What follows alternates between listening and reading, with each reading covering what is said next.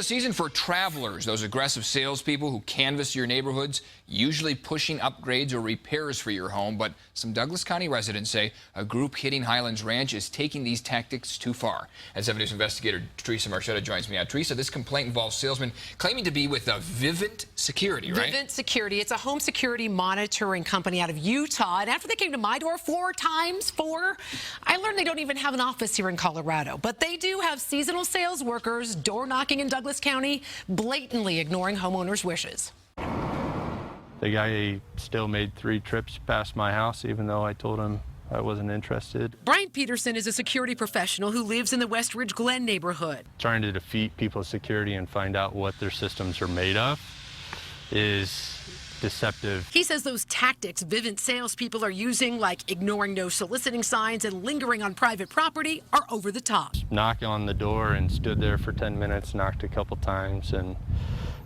didn't leave, and even though she wasn't answering the door. That's creepy. Yeah, that's pretty creepy. On the social media site Nextdoor, more than 30 comments and complaints from neighbors on the west side of Highlands Ranch alone. When I closed the door, he reached for the door like he was going to try to come in.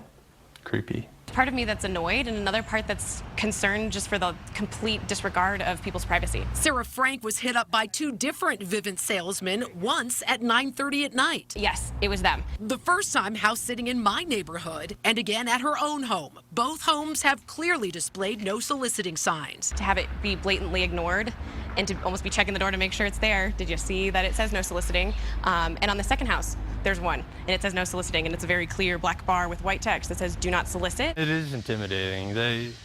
I saw a couple of comments on where they were preying on women, or even doing kind of the same thing with kids that are answering the door.